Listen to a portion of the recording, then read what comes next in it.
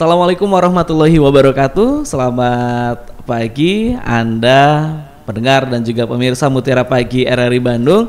Senang sekali tentunya kembali hadir saya Alan Albana bisa membersamai Anda di kesempatan hari ini. Dan pagi hari ini kita akan membahas mengenai istighfar adalah solusi.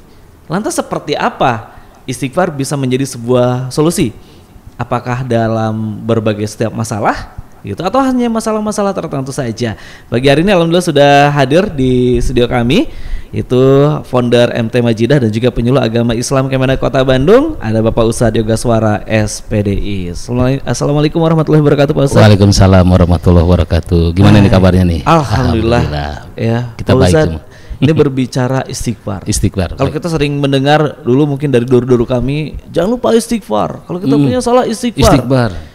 Kami menyangka oh iya istighfar. Lantas makna dari istighfar sendiri Pak Ustadz apa sebetulnya sehingga bisa dikatakan menjadi sebuah solusi? Baik. Hamdan wa syukran lillah wa ala alihi wa sahbihi wa mawalah la haula wa la quwata illa billah amma ba'd. Istighfar adalah sebagai solusi. Solusi apa? Solusi yang berkaitan dengan kehidupan kita. Tidak ada manusia yang Allah uji, tidak ada manusia yang Allah berikan kesenangan, diberikan kesusahan dalam kehidupan. Ketika manusia berada pada titik kelemahan, ketika manusia berada pada titik keterpurukan, terkadang hidup ini merasa tidak punya teman, hidup ini tidak punya siapa-siapa, hidup ini kok miskin, sulit mencari pekerjaan, tidak memiliki ini dan itu. Maka para guru, para ulama telah menyampaikan, perbanyaklah istighfar. Kenapa harus istighfar? Karena istighfar adalah salah satu solusi bagaimana ketika kita memiliki sebuah masalah yang kita khawatirkan. Masalah itu Allah berikan, kesulitan dan kesusahan itu Allah berikan kepada kita akibat dari perbuatan keburukan yang kita lakukan. Sehingga Allah sulit sekali membuka kemudahan, kebahagiaan untuk kita karena saking banyaknya kesalahan yang pernah kita lakukan dalam kehidupan ini. Maka solusi yang terbaik dari segala permasalahan adalah dengan istighfar, bermohon ampun kepada Allah Subhanahu wa ta'ala. Saya ingin sampaikan sebuah hikayat, Kang, cerita. Dulu ada seorang imam yang bernama Imam Hasan Al-Bisri. Beliau ini adalah seorang ulama besar, ahli hikmah. Kita singkat saja karena memang terbatas waktu. Dalam satu waktu beliau ini kedatangan 4 tamu yang berbeda dari tempat yang tidak sama dengan permasalahan yang berbeda pula. Tamu yang pertama masuk menyampaikan begini kepada beliau, wahai Tuanku Imam Hasan Al-Bisri, saya mewakili kelompok yang datang dari negeri yang jauh. Di kehidupan kami saat ini tidak ada air, hujan tidak pernah turun, sumur-sumur kering kerontang, begitu juga sungai-sungai tidak ada air. Berbagai upaya telah kami lakukan, berbagai cara telah kami laksanakan, telah kami perbuat agar hujan ini turun, agar kami bisa mendapatkan air untuk bersuci, untuk kelangsungan hidup. Tapi sampai saat ini air atau hujan tidak pernah turun. Apa yang mesti kami lakukan? Jawaban Imam Hasan Al-Bisri, istighfarlah. Selesai tamu yang pertama, masuk tamu yang kedua. Wahai Tuanku Imam Hasan Al-Bisri, ulama yang begitu banyak dengan hikmah dan ilmu, kami datang dari yang jauh, kami mewakili kelompok kami. Saat ini kami berusaha, berikhtiar, berdagang, bekerja, tapi sulit sekali kami mendapatkan harta kekayaan. Perdagangan kami senantiasa rugi. Apa yang kami lakukan senantiasa tidak menghasilkan keberhasilan. Semua selalu gagal. Pekerjaan, pendapatan, penghasilan sulit sekali kami dapatkan. Apa yang mesti kami lakukan? Istighfarlah kepada Allah. Selesai? Masuk yang ketiga. Wahai Tuanku Imam Hasan Al-Bisri, kami datang dari sebuah wilayah sampai saat ini mengalami kesulitan. Apa kesulitan kami? Kami sudah menikah, kami memiliki keluarga, tapi sampai saat ini sulit sekali kami mendapatkan anak dan keturunan. Padahal kami ingin punya generasi penerus yang akan melanjutkan sejarah perjuangan kami, melanjutkan sejarah kehidupan kami. Tapi sulit sekali kami mendapatkan anak dan keturunan. Apa yang mesti kami lakukan? Istighfarlah, kata Imam Hasan Al-Bisri. Selesai tamu yang ketiga, masuk tamu yang keempat. Wahai Imam Hasan Al-Bisri, kami petani, kami adalah para pekerja di perkebunan, kami bercocok tanam, tapi sampai saat ini kami selalu mengalami kegagalan panen. Tidak pernah memiliki yang namanya panen raya. Hasil buah-buahan, sayur-sayuran, padi pun kami tidak pernah mengalami. Semua gagal panen. Segala upaya pun telah kami lakukan. Apa yang harus kami lakukan? Istighfar kepada Allah, kata Imam Hasan Al-Bisri. Sudah, singkat cerita, yang keempat perwakilan ini ngobrol lah begitu, kayak kita ngobrol begitu, berdiskusi. Ya kalau dalam bahasa kita mah sambil ngopi-ngopi begitu ya, ngobrol ngopi. Apa nih kesulitan kita? A, B, C, D. Tapi kenapa jawaban dari Imam Hasan Al-Bisri istighfar? Nah, mereka kan bersepakat. Mereka bersepakat untuk kembali bertanya dengan permasalahan yang tidak sama, kesulitan yang berbeda. Kenapa? Jawabannya satu, istighfar. Maka diutuslah salah satu perwakilan dari empat itu untuk bertanya kembali kepada Imam Hasan Al-Bisri. Bagaimana jawaban dari Imam Hasan Al-Bisri? Beliau mengutip beberapa ayat dari Al-Quran yang diambil dari surat Nuh ayat 10, 11, dan 12. Apa kata Imam Hasan Al-Bisri ketika perwakilan itu bertanya kembali? Tuanku, kami datang dari tempat yang berbeda. Kami datang dengan permasalahan yang tidak sama, kesulitan yang tidak sama. Kenapa jawabannya satu, istighfar? Maka jawaban dari Imam Hasan Al-Bisri, faqultu astaghfiru rabbakum innahu kana ghafaro yursilis sama alaikum midrodo wa yumdidkum bi amalin wa yaj'alakum jannatin wa yaj'alakum anharo. Pokoknya jawabannya itu ada di surat Nuh ayat 10, 11, dan 12. Apa kata Imam Hasan Al-Bisri? Faqultu astaghfiru, maka kalian beristighfarlah. Istaghfiru, beristighfar apa? Mohon ampun kepada Allah. Dari apa? Dari kesalahan-kesalahan hidup yang pernah diperbuat. Barangkali kesalahan perbuatan ini yang menghalangi kebahagiaan, yang menghalangi datangnya kesuksesan dari Allah. Faqultu astaghfiru innahu kana ghafaro. Karena sesungguhnya Allah Maha penerima taubat. Kan manusia kadang-kadang tidak sadar. Saya mah bersih.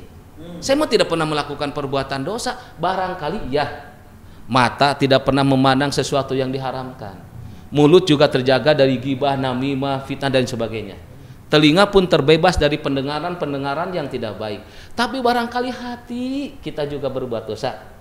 Makanya kalau ada kesulitan-kesulitan yang datang kepada kita, istaghfiru rabbakum, mohon ampunlah kepada Allah Subhanahu wa ta'ala. Agar kenapa? Biar Allah turunkan maghfirah, turunkan ampunan menjadi solusi, menjadi jalan yang terbaik, menghilangkan masalah-masalah yang kita hadapi, masalah-masalah yang kita rasakan.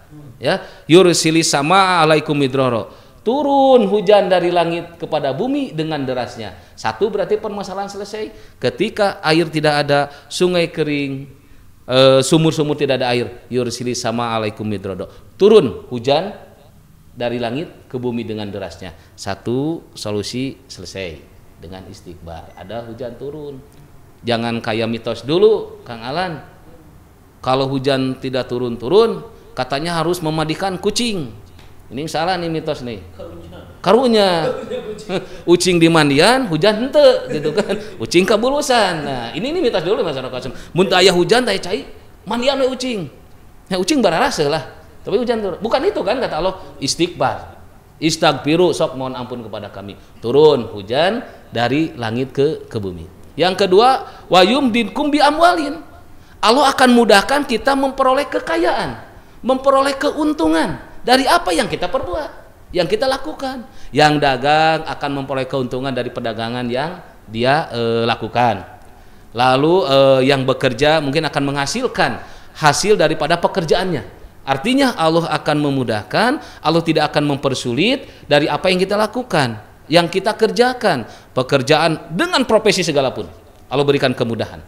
Ya. Wabanin, dan Allah pun akan berikan kemudahan memperoleh anak keturunan. Cek bahasanya mah kita teh begadang siang dan malam ya, berusaha pengen punya anak, tidak jadi-jadi wae gitu nya, ada kegunaan dan sebagainya. Nah, ketika istighfar dilakukan, maka dengan serta-merta kemudahan Allah akan berikan keturunan kepada kita. Allah akan berikan anak. Kelak anak ini akan menjadi generasi penerus dari kehidupan yang kita rasakan sekarang, melanjutkan sejarah perjuangan kita. Wa yaj'alakum jannatin wa yaj'alakum anharo. Dan Allah pun akan menjadikan buat kamu kebun-kebun, ladang-ladang yang subur, dengan di sana di pertengahan itu ada air-air, sungai-sungai yang mengalir. Jadi 4 kesulitan, 4 kesusahan yang datang dari 4 kelompok mereka atau masyarakat yang berbeda itu, tidak ada air, kesulitan berusaha mendapatkan harta kekayaan, tidak memiliki anak, dan juga tidak pernah mengalami yang namanya panen raya dan sebagainya. Maka dengan istighfar Allah jawab di surat Nuh itu, maka semuanya akan menjadi solusi dari permasalahan hidup yang kita rasakan. Mungkin sama konteksnya dengan kesulitan kita saat ini, Kang, ya. Kita sulit pekerjaan, sulit mendapatkan uang, istighfar itu kepada Allah Subhanahu wa taala. Ya, tadi jangan merasa saya mah tidak pernah berbuat dosa. Bisi takut ada dosa yang pernah kita lakukan pada saat-saat lampau, kita tidak ingat, kita tidak istighfar, maka menjadi penghalang dari mudahnya urusan yang Allah berikan kepada kita. Makanya istighfar ini solusi. Sebenarnya bukan untuk 4 masalah itu, ya. Istighfar ini untuk segala hal, di mana manusia menghadapi yang namanya kesulitan hidup. Begitu, Kang. Nih. Baik, ini kemudian kenapa dari tiap tadi berbagai masalah itu dengan istighfar? Sebetulnya makna dari istighfar kemudian juga secara makna lain sehingga Allah menyikapi orang yang beristighfar ini akan diberikan solusi. Itu apa dan seperti apa, Pak Ustadz? Ya, kenapa Allah itu menyuruhnya istighfar gitu ya? Nah, tidak alhamdulillah mungkin gitu ya.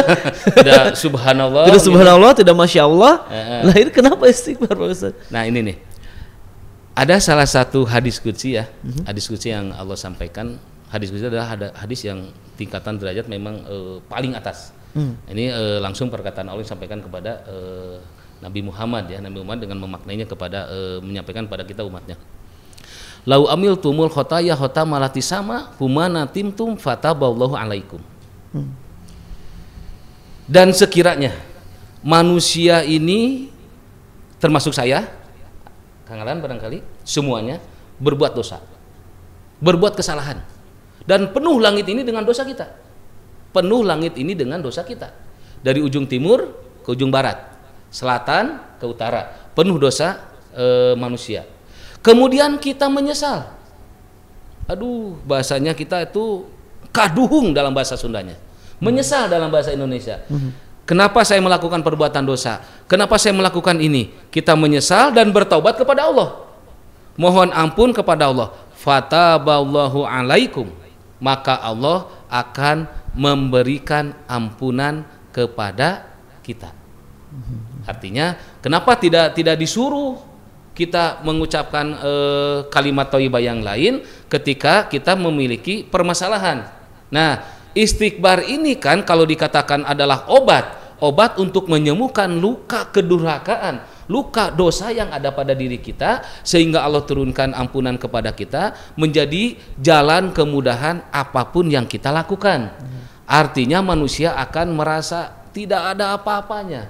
Manusia akan merasa, apa sih saya dengan sudah diberikan kasih sayang, nikmat yang banyak, masih saja bermaksiat, masih saja banyak dosa. Makanya kata Allah, bersihkan diri kamu dengan beristighfar. Allah tidak tidak peduli sebanyak apa dosa kita, selain musyrik, paling tidak ya, selain musyrik dosa kita banyak, sok bermohon ampunlah, menyesallah kepadaku, aku akan berikan ampunan kepada hambanya yang memang Beristighfar. Karena istighfar itu adalah apa? Pengakuan.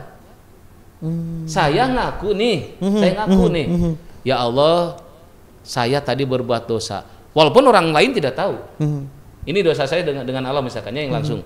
Ya Allah, saya tadi melakukan perbuatan ini. Orang lain tidak tahu. Kita akui.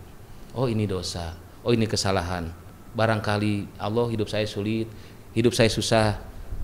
Ketika hidup sulit, hidup susah, solusinya adalah bermohon ampun. Karena dosa ini kan yang akan menghalangi turunnya kemudahan, turunnya rahmat Allah. Kenapa orang berani berbuat dosa? Kenapa orang melakukan perbuatan-perbuatan maksiat dalam kehidupannya? Ketika sudah dilakukan, salah sendiri. Efeknya adalah kesulitan hidup dia alami, kesulitan hidup dia rasakan dalam kehidupannya, tentu baik di keluarga, di masyarakat, berbangsa, dan bernegara. Artinya makanya Allah suruh istighfarlah kamu, istighfarlah gitu kan, istighfar. Bahkan dalam hadis lain, riwayat Imam Ibnu Majah, Rasulullah pernah menyampaikan kepada umatnya, ya ayuhanas tubu ilallahi qabla antamuta. Wahai manusia, bertaubatlah engkau kepada Allah dari perbuatan-perbuatan salah kapan? Qabla antamuta, sebelum kematian datang menghampiri kita. Ya, itu redaksi selanjutnya ada 3. Tapi apa yang Allah janjikan atau yang Rasulullah sampaikan dari hadis itu wa kasrati shadaqati fi sirwalaniyah turzaku wa tungsoru wa tuzbaru. 3 keuntungan, 3 fadilah dari hadis ini yang Allah berikan kepada hambanya yang istighfar atas ajakan himbauan dari Rasulullah. Turzaku, Allah berikan rezeki dari segala arah tentunya, min haitsu la yahtasib, rezeki yang datang dari berbagai penjuru yang kita tidak tahu. Yang jualan mungkin dari perjualannya, yang bekerja di pekerjaan, dari segala penjuru rezeki ada. Ya, watung soru, Allah berikan pertolongan. Kapan? Pada saat manusia mengalami kesulitan hidup, Allah berikan pertolongan. Tadi jalan keluar. Dengan apa? Istighfar kepada Allah. Gitu kan? Yang dagang dimudahkan dagangannya. Ya, segala aktivitas Allah mudahkan. Watuz baru, ini yang penting. Watuz baru, Allah tutupi segala hajat, keinginan kehidupan kita. Luar biasa dari istighfar ini. Turzaku, watung soru, watuz baru. Allah berikan 3 itu, dan Allah tidak berikan kepada orang-orang yang jauh daripada zikir istighfar. Artinya yaitu tahu dirilah saya itu ya, tahu diri kalau saya pernah berbuat dosa, berbuat salah sehingga menjadi beban kesulitan untuk kita menghadapi kehidupan ini jauh dari kebahagiaan. Istaghfiru, bermohon ampunlah kepada Allah. Astagfirullah. Rasulullah saja kan dalam sehari semalam, dalam beberapa riwayat ya, tidak kurang dari 100 kali beristighfar. Rasul yang sudah dijamin oleh Allah dari setiap kesalahan. Saya mah tidak ada jaminan. Yang semua orang itu tidak ada jaminan. Maka rugilah orang yang merasa dirinya benar, jauh daripada kebaikan, tapi tidak ingin istighfar kepada Allah. Nauzubillah, summa nauzubillah. Istighfar begitu ya. Biar istighfar jadi solusi gitu kan. Rasul saja yang sudah dijamin surganya beristighfar. Masa kita yang tidak ada jaminan tidak bisa istighfar? Sombong sekali kita itu ya. Rasul kan sudah dijamin ya. Betul. Lah. Kalau ada kesalahan, yakin Rasul tidak. Kesalahan kan satu ya, dulu kalau tidak salah ketika beliau ditanya oleh sahabat, nanti saya jawab, Allah tidak dikasih maknya keturun kalimat insya Allah. Tong nggak janjikan. Nah itu mungkin kesalahannya. Tapi kan bukan kesalahan yang fatal ya. Artinya Rasul saja pernah salah dan banyak istighfar dengan 100 kali. Kita tidak ada jaminan, sangat naif apabila kita tidak pernah ingin beristighfar. Wah, maksud kemudian ketika kita berbicara bahwa istighfar sebagai sebuah solusi, artinya bahwa ada sebuah runtutan atau mekanisme kita meminta atau berdoa kepada Allah. Nah, ketika berbicara mengenai berdoa kepada Allah, artinya apakah ada etika cara berdoa? Salah satunya tadi istighfar, mengakui dulu gitu kesalahan, baru apalagi. Bagaimana itu Pak Ustadz? Benar. Ini etika dan berdoa barangkali ya. Betul. Saya pernah baca di kitab Ihya Ulumuddin, apa yang ditulis oleh Imam Al-Ghazali, bahwa ada adab-adab dalam berdoa. Salah satunya ketika kita bermohon kepada Allah ya. Artinya bermohon kepada Allah. Apa saja sih ketika kita berdoa? Tadi betul. 1, kita memuji Allah. dengan tahmid barangkali ya, dengan tahmid alhamdulillah dan segalanya, lalu kita beristighfar, bermohon ampun dari setiap kesalahan yang pernah kita lakukan, pernah kita perbuat. Minta ampun kepada Allah dengan setawadu-tawadunya, artinya rendah hati, rendah diri di hadapan Allah Subhanahu wa taala. Baru kesini kita meminta. Nah, bahasanya meminta tentu etika adabnya kepada Allah, adabnya ya, adalah memintanya tidak dengan teriak-teriak, tidak dengan songong atau kita minta tapi seolah-olah bahasa Sundanya atau bahasa kita itu tidak ridho gitu ya, kita minta kepada Allah seolah-olah kita itu terpaksa bener henteu ieu teh dek diijabah atau dikabul atau tidak ketika kita meminta kepada Allah tuh. Nah, ini yang harus dihindari ya dalam kitab Ihya Ulumuddin dalam bab adab doa itu, bagaimana kita ini harus berkeyakinan ketika kita berdoa kepada Allah tuh Allah akan mengijabahnya. Kan di kitab Mutarul Hadis kan begitu ya. La yastajibu du'a min qalbin lahin. Artinya Allah tidak akan mengijabah doa yang orang-orang yang tidak yakin lah, hatinya juga lalai, hatinya juga malaweng gitu kemana, hatinya tidak fokus. Jadi ud'ullah wa antum muqinun dijabah. Yakin doa yang kita minta itu adalah akan dijabah oleh Allah Subhanahu wa taala. Kan Allah sudah diterangkan juga ya, dalam surat Al-Ghafir 60 itu ya. Ud'uni astajib lakum.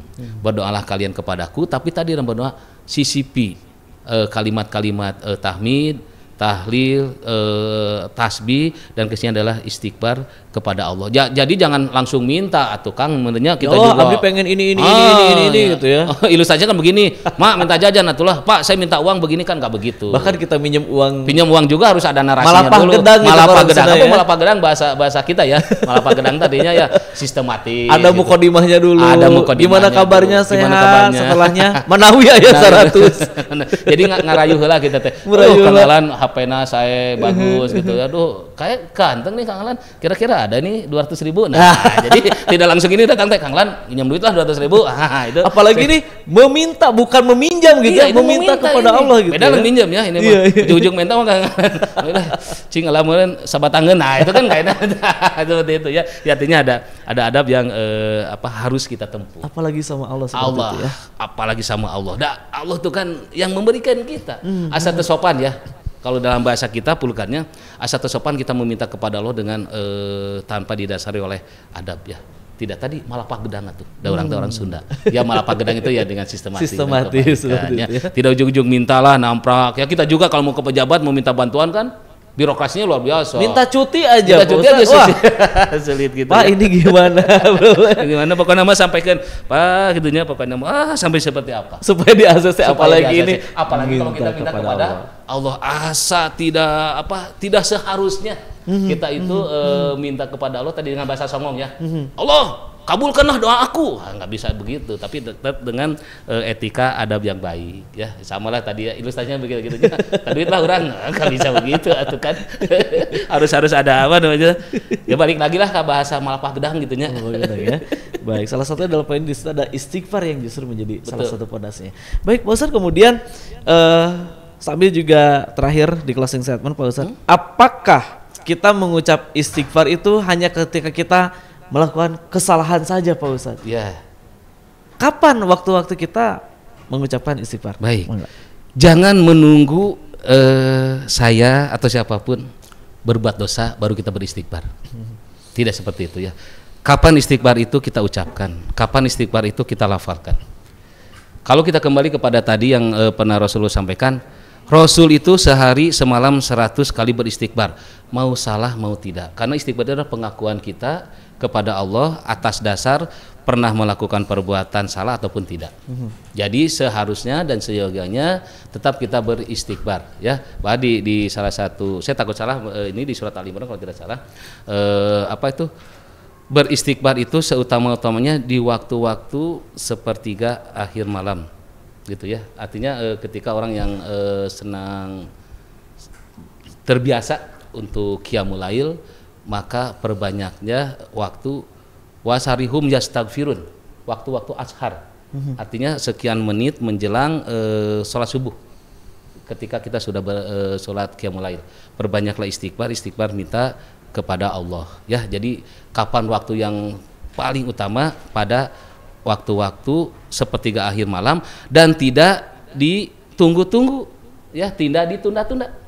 Kapanpun kita pernah melakukan atau tidak, tetap kita beristighfar. Makanya salah satu adab dalam kita berzikir kepada Allah, baik setelah sholat fardu ataupun kita mengamalkan zikir-zikir lain, selalu kita diawali dengan istighfar. Bahkan kesana kan ada yang namanya syahidul istighfar. Artinya bahwa benar-benar pengakuan seorang hamba kepada Allah dengan apa yang telah diperbuatnya. Jadi sehingga istighfar itu kalau kita kembali ke awal akan menjadi sebuah solusi dari setiap kesalahan, dari setiap kesusahan yang pernah kita alami, termasuk dari paparan surat Nuh ayat 10, 11 dan 12. Dan itu kan konteksnya dalam kehidupan kita, barangkali kita juga merasakan. Kang Alan, saya juga pernah mengalami fase-fase seperti itu.